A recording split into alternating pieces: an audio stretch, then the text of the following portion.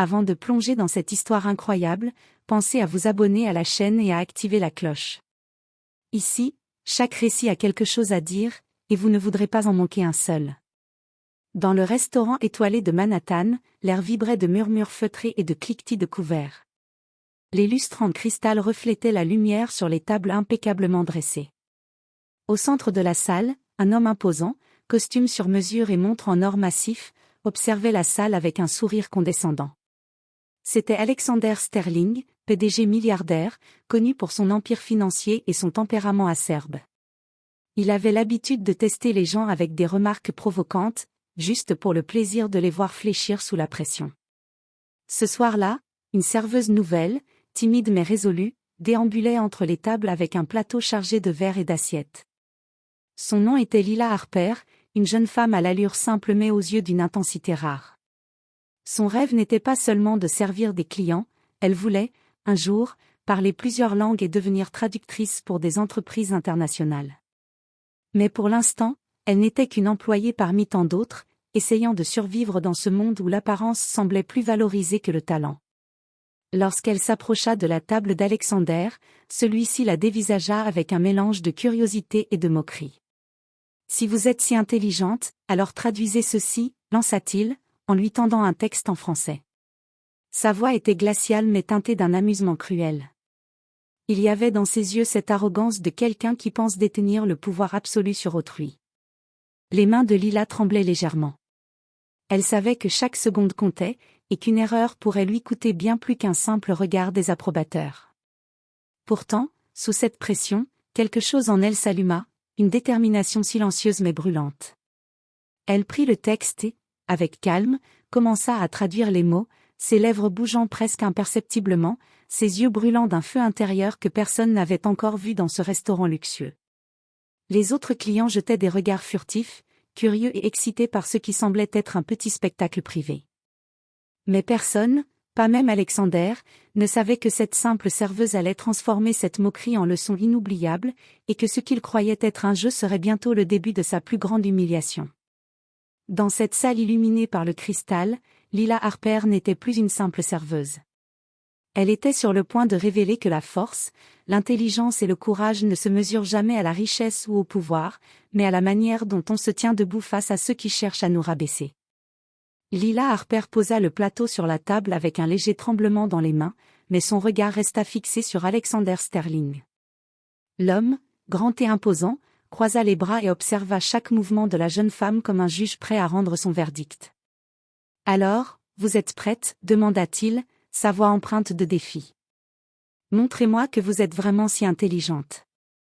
Traduisez ce passage. » Lila prit une profonde inspiration et se pencha légèrement sur le texte en français. Chaque mot semblait peser une tonne dans ses mains, chaque phrase était un piège potentiel.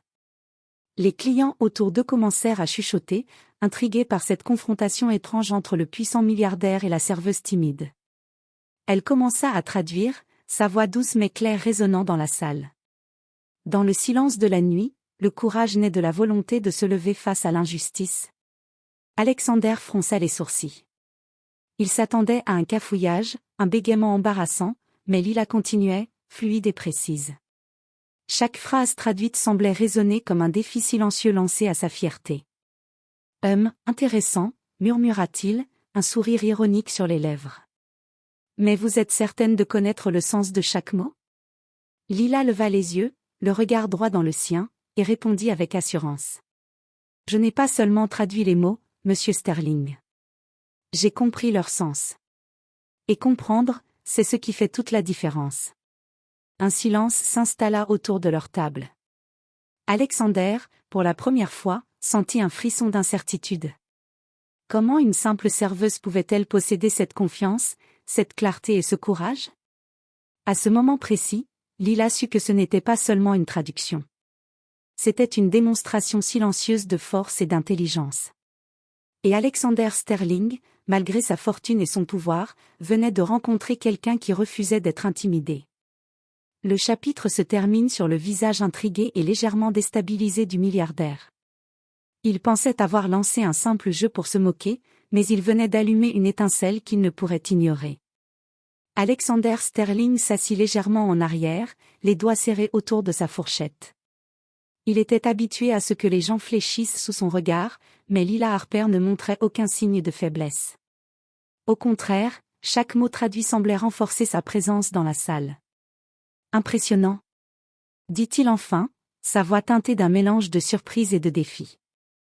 Mais voyons si vous pouvez faire plus que traduire. Je vais vous donner un texte plus complexe, avec des subtilités que peu de gens comprennent. Lila hocha la tête, sans une once d'hésitation. Son cœur battait la chamade, mais elle sentait cette certitude intérieure, elle pouvait le faire. Alexander lui tendit un document plus long, écrit dans un français soutenu et parsemé d'expressions idiomatiques difficiles. Les autres clients les observaient maintenant comme s'ils assistaient à une scène de théâtre, captivés par ce duel improbable. Elle prit le papier, parcourut rapidement les phrases, et commença à traduire avec élégance. Sa voix était ferme, claire et rythmée, et chaque mot était choisi avec précision. La grandeur d'un individu ne se mesure pas à sa richesse ou à son pouvoir, mais à sa capacité à comprendre et à respecter la valeur de chaque être humain. Alexander s'arrêta net. Ses yeux s'écarquillèrent légèrement, et pour la première fois, il sentit un mélange d'admiration et de gêne. Il avait cru que ce jeu serait facile, un simple moment de divertissement pour prouver sa supériorité. Mais Lila venait de retourner la situation. « Très bien, vous êtes plus compétente que je ne le pensais, » murmura-t-il, essayant de masquer la pointe d'humiliation qui le frôlait. « Mais je ne me laisserai pas impressionner si facilement. » Lila sourit, subtilement, mais sans arrogance.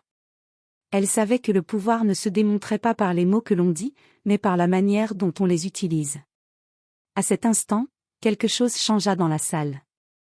Les regards qui se posaient sur eux avaient cessé d'être de simple curiosité.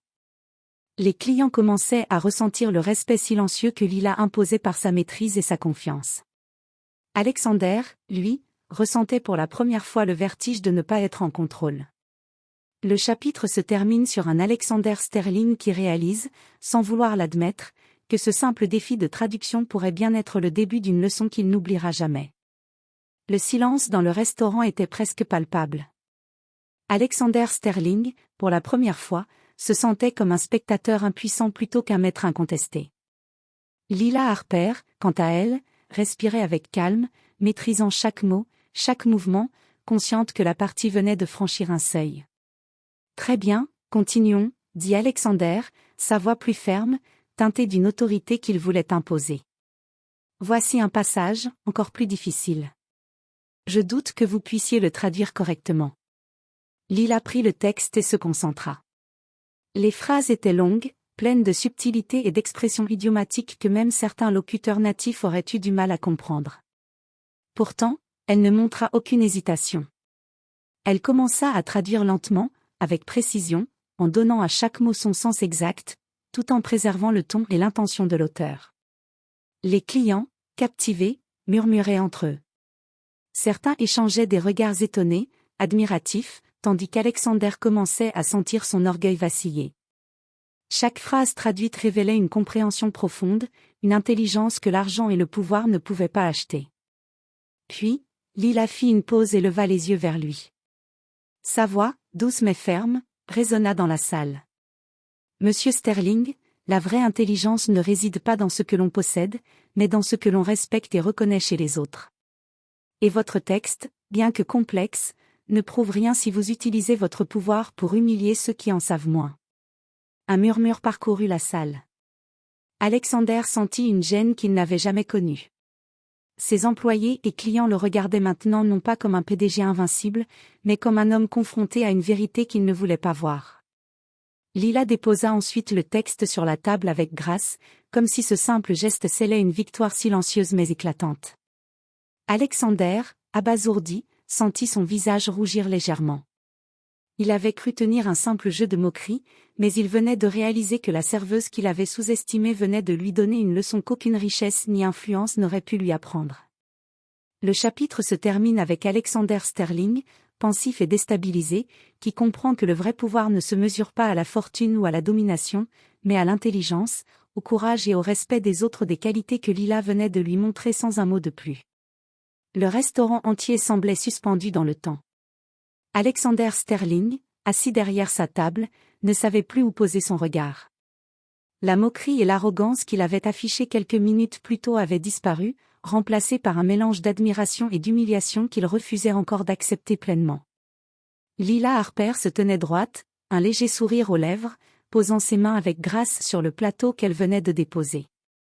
Les clients observaient, fascinés, la scène improbable, la serveuse, humble de statut mais royale par son intelligence, et le milliardaire, immense par sa fortune mais vulnérable par son orgueil.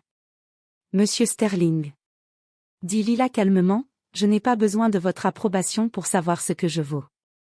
Mais vous venez d'apprendre quelque chose d'important, le respect et l'intelligence ne s'achètent pas, ils se démontrent. » Alexander resta silencieux un moment. Son esprit analysait chaque mot, chaque geste. Puis, il fit quelque chose d'inattendu, il sourit, sincèrement cette fois, un sourire qui n'était ni moqueur, ni condescendant, mais respectueux. « Vous aviez raison. » admit-il enfin, la voix légèrement tremblante. « Je vous ai jugé trop rapidement, et j'ai sous-estimé votre intelligence et votre courage. » Un murmure parcourut la salle. Les clients applaudissaient doucement, certains se levant pour montrer leur admiration. Alexander réalisa qu'il venait de vivre une leçon qu'aucune salle de réunion ou transaction financière ne pouvait lui offrir. La véritable puissance réside dans la capacité de reconnaître la valeur des autres et d'apprendre de chaque interaction, même la plus improbable. Lila, sans un mot de plus, reprit son service avec calme et élégance. Mais dans son regard brillait la certitude que ce simple échange avait changé le cours de cette soirée et peut-être celui d'Alexander Sterling. Ce dernier, lui, resta assis, pensif, pour la première fois conscient que la richesse et le pouvoir ne pouvaient remplacer la sagesse et le respect. Et tandis que les lustres en cristal reflétaient la lumière sur la salle, une vérité s'imposa. Parfois, ce sont ceux que l'on croit faibles ou insignifiants qui détiennent la plus grande force. Alexander venait de rencontrer cette force en la personne d'une serveuse qui n'avait fait qu'être elle-même. Le chapitre se termine sur Lila qui s'éloigne avec élégance, laissant derrière elle un PDG milliardaire transformé, et un restaurant qui ne serait jamais plus le même.